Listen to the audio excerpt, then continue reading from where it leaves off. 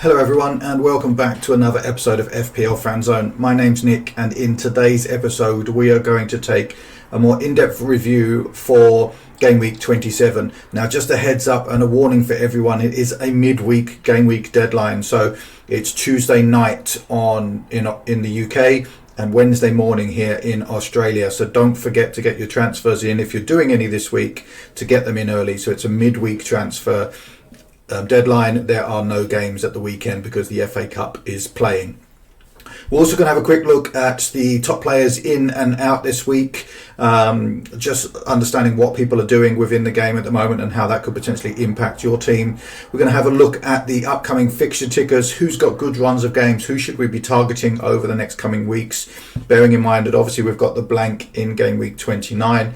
Next up, the captain's choice, and there's two obvious choices this week, so we're going to have a look at some of the decision making between whether going Salah or Palmer this week.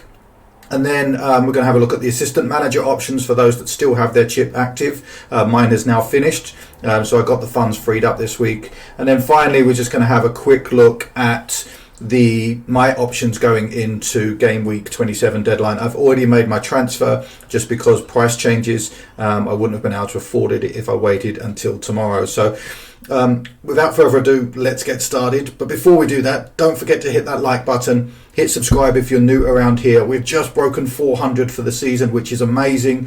So thank you very, very much. Hit that notification bell if you want updates on all the fixture changes, especially with the blank announcements for blanks in game week 34 and the doubles in 33 and 36. Hit that notification bell.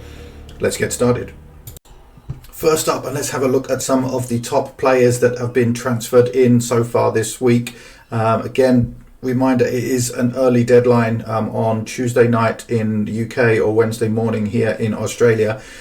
Daniel Munoz transferred in by just under 200,000 players so far, despite the fact that he's got a blank in game week 29. So maybe these people are using a free hit, maybe they don't have a lot of those players that are blanking in game week 29, but you can see why. If you look, I've updated this graphic a little bit here, so let me know if you like it in the comments below, but I've got the last six scores, so you can see that he's got returns in 5 of the last 6 games, or 4 of the last 5 games, sorry, and in the next 5 games he's got Villa at home, Ipswich at home, he's got the blanking 29, then Southampton away, Brighton at home in game week 31, and then they have the double. It's not a very nice double, but they do have a double in game week 32. So I understand why people are bringing him in.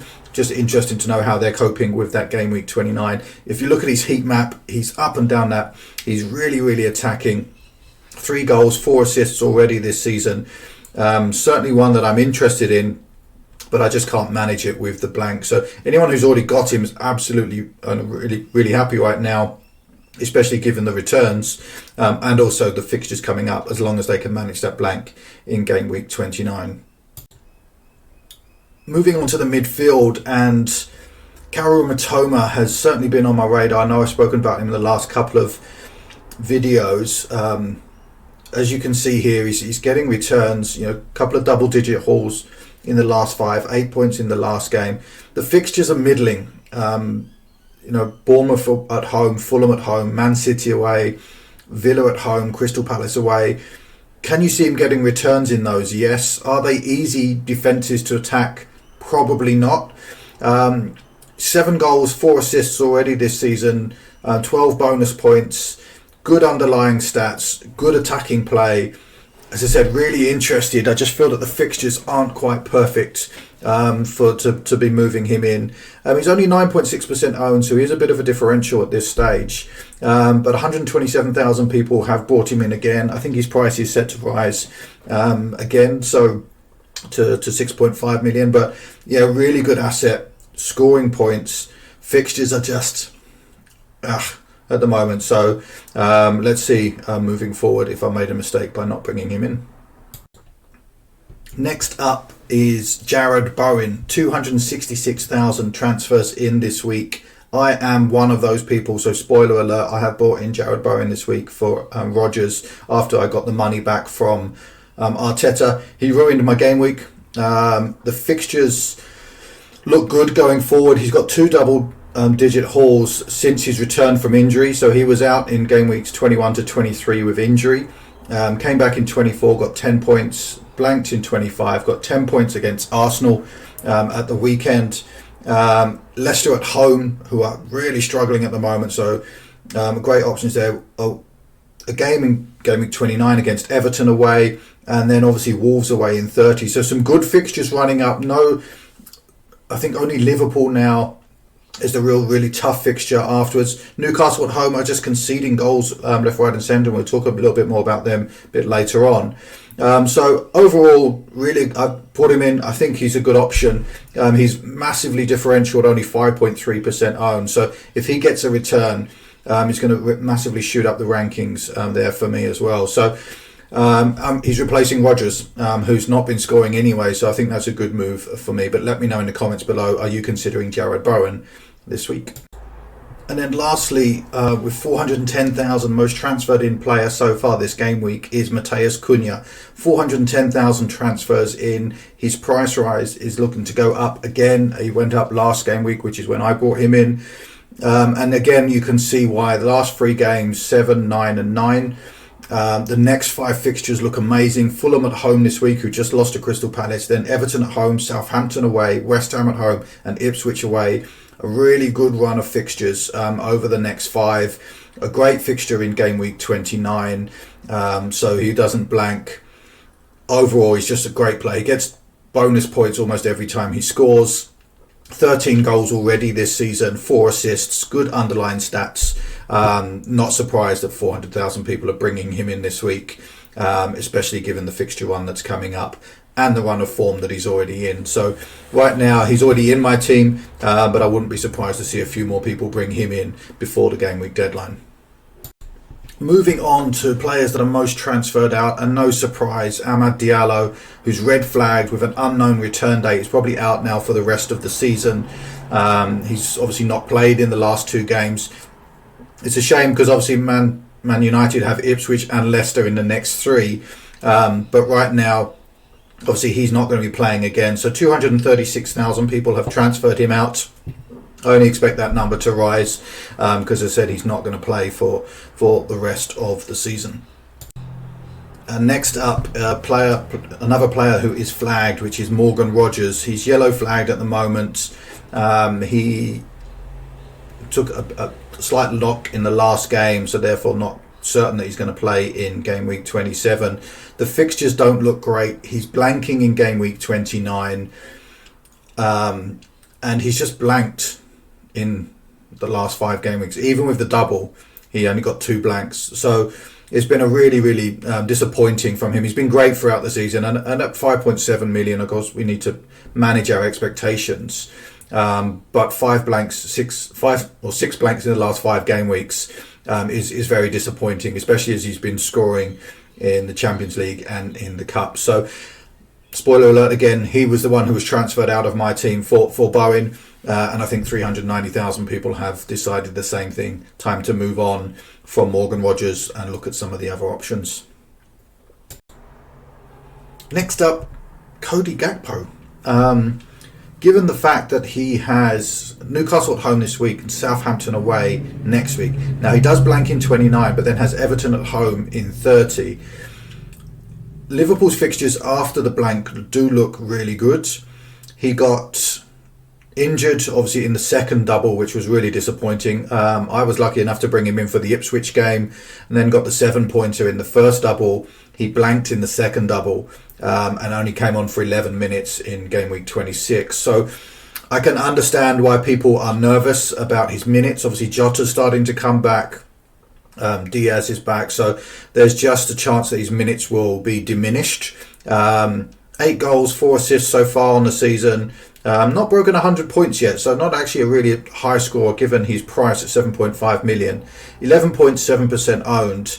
But nearly 250,000 people have transferred him out this week. He left my team last week for Cunha, which looked like a good decision on that one as well. So not surprised to see that he's moved out, obviously with the blank in there as well. But obviously with him coming back, for those that still have him, there's the option to keep him for that Southampton game, where at home, where obviously you could get a hatful of goals. And finally, and still surprisingly, I don't understand it, especially this week, another 126,000 players have transferred out Cole Palmer. Now his next two fixtures are Southampton at home and Leicester at home. They are two of the worst defences in the league, and he's the second highest scorer in the game right now.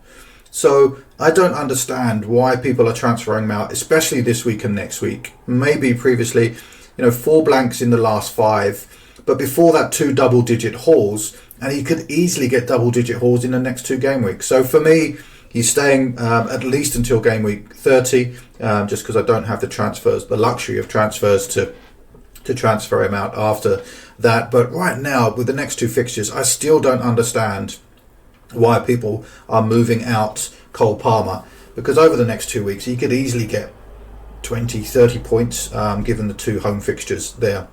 Now Chelsea haven't been in great form, but I just think that those 2 are so bad right now that he's got to be captain choice at least for one of those 2 over the next week, despite his poor run of form on that as well. But let me know what you think. Are you moving Cole Palmer out, keeping him for these 2 game weeks? Hit like and subscribe, write a comment in the comments below. So let's take a quick look at the fixtures. Teams that have really nice fixtures over the next 5 game weeks. And we do this every week, so there's not surprises in here in Bournemouth and Wolves, and we've already talked about the Wolves players with 4 of their next 5 being green fixtures. Bournemouth still have that good run, and that continues on after game week 29. So 2 slightly tougher fixtures with Brighton away and Spurs away, but then Brentford at home, Ipswich at home, and West Ham away after that. I've highlighted here West Ham just because I brought in Jared Bowen, but also just having a look at their fixtures.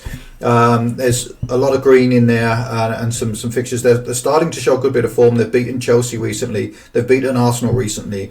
Bowen is now back. They're just starting to find a little bit of form there. So one certainly to keep out in mind. And then the next 2 here are Liverpool and Crystal Palace.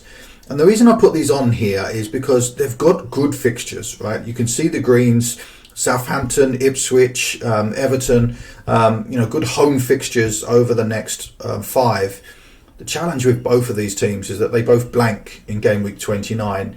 And actually, if you look next week, for example, once Newcastle have finished playing Liverpool, their run of fixtures looks really, really good, especially given the double in 32. But they also blank in game week 29, so it becomes very, very difficult to manage on that as well. And then just lastly at the bottom here, I've highlighted the player that is most in form in terms of points scored for each of those. So in Bournemouth, it's actually Christie. I know we've all talked about Dango, Semenyo, Kluivert, and obviously there's a little bit of talking point now at the moment that Evan Nielsen is now back. Is Dango going to lose his position as the new number 9? So Dango Otara could potentially lose his forward spot there as well. But Christie is actually the player most in form at Bournemouth at the moment.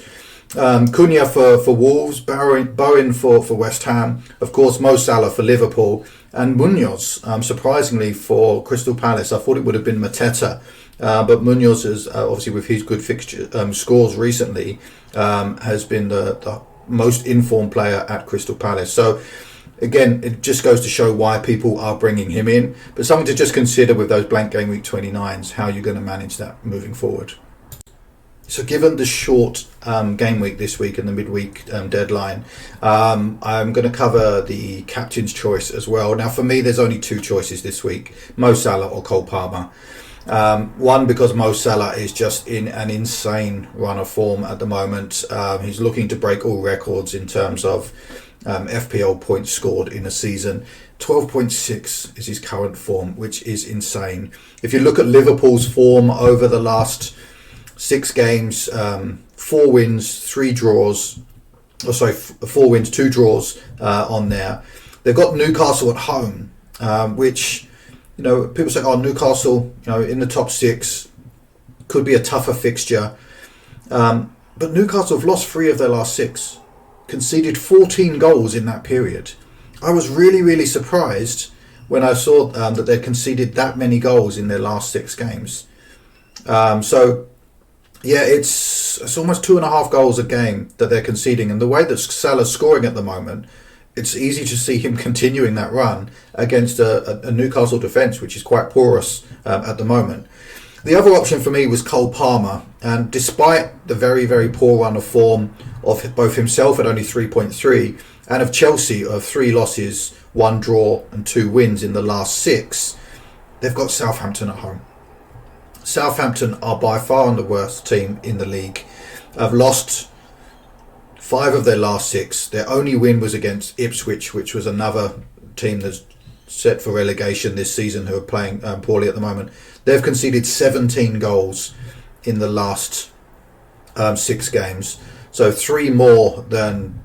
And I just feel that there's an opportunity there to go with Cole Palmer as the captain against the absolute worst team. He's explosive when he does find his form, and it could be the turning point for Chelsea with the next couple of fixtures for him to find that bit of confidence and to start getting back on the score sheet and getting assists again. But let me know in the comments below. Let's start a poll. Salah captain or Palmer captain? Let me know in the comments below who you're going for. I'm leaning towards Cole Palmer just as a differential, but looking at those stats of how poorly Newcastle have been in the last 6, I might just be tempted to stick with Salah. So there's me sitting on the fence. You make your decision. Let me know what you're doing in the comments below. Hopefully you can persuade me to move either way. So assistant manager options for game week 27. Now, if I'd listened to myself last week, I would have been 12 to 20 points better off, because at this point last week I had Hurtzler first, Glasner second and Arteta third. Hurtzler got 12 points because I just felt it was a safe option against Southampton. Glasner had the table bonus against Fulham, got the win, got 20 points. And then Arteta was at home to West Ham, and I thought that would also be a safer option, probably not as high scoring given their lack of attack options at the moment. I decided to not take my own advice, went for my third choice, which was Arteta, and he got me 0 points. So a bit of a violin there. I should just listen to myself. I didn't do it at the start of the season when I said to stick with Salah instead of going to Haaland. And then I didn't do it again this week with the assistants manager. So let's have a look at the options for those that still have the chip active. I know a lot of people that would have now finished and you got those funds back.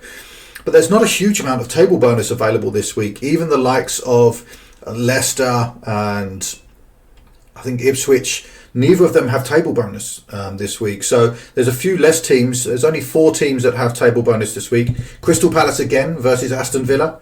And I think certainly there's an option there now with their run of form. Now, they've been better away from home than they have at home.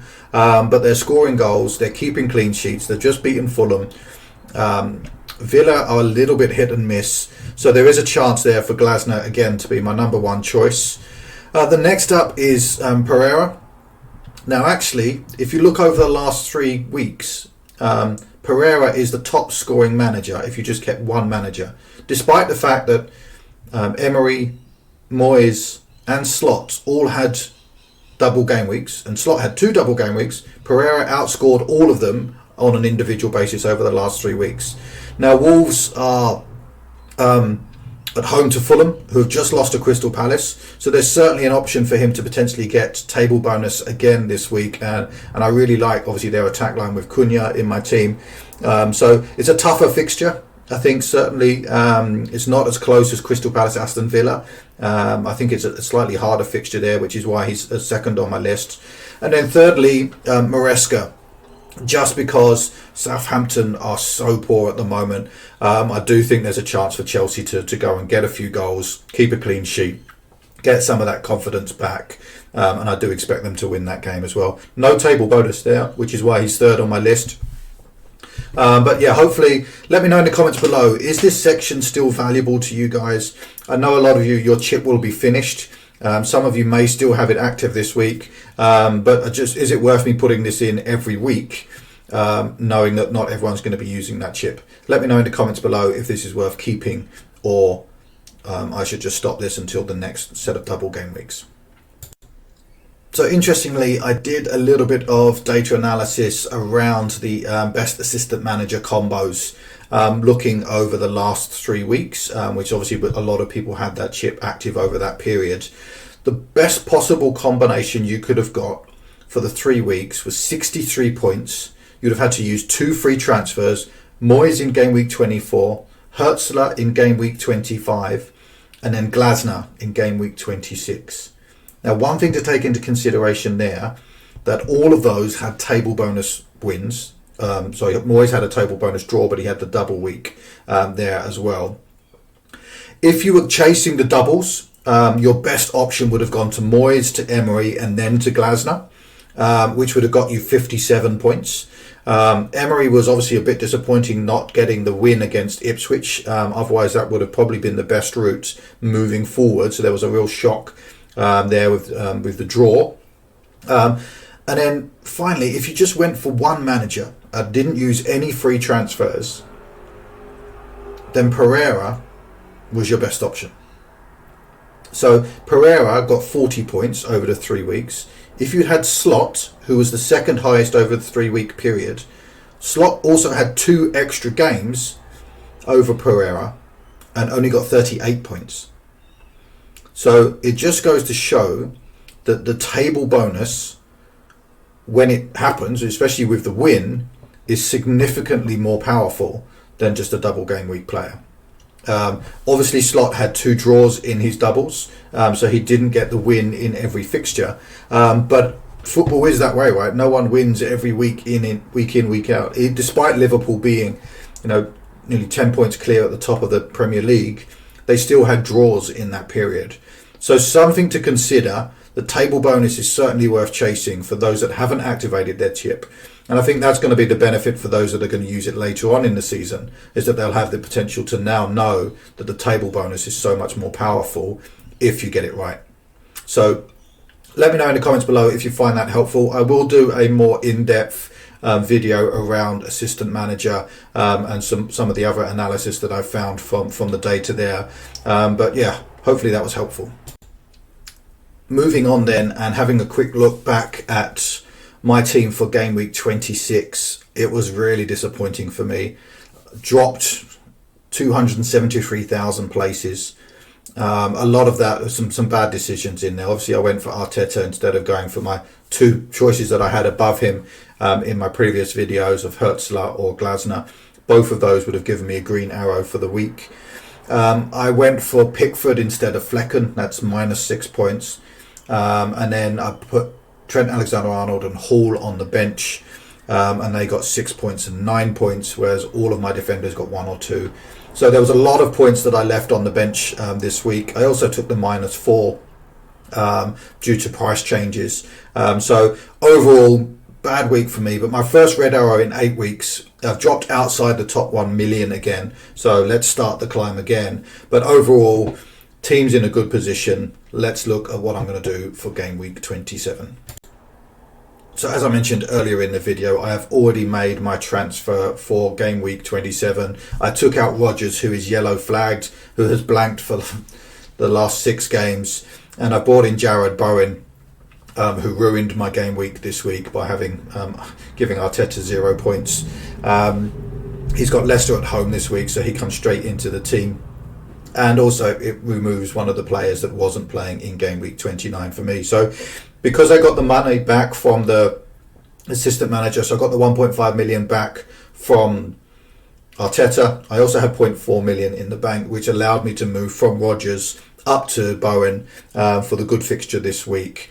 Currently, as it stands, I'm being brave and I have my captain on Palmer. But after making this video, I'm probably likely to switch that back to Salah, just given how poor Newcastle have been and conceded almost as many goals as Southampton in the last 5 game weeks. So, but outside of that, Flecken in goal at home to Everton, Kirkes, Gabriel and Trent Alexander-Arnold in defence, Palmer, Salah, Umbremo and Bowen in midfield, and then Cunha, Raul and Watkins up front, and then on the bench, Flecken in goal, I've got Kluivert, Mikolenko and Hall.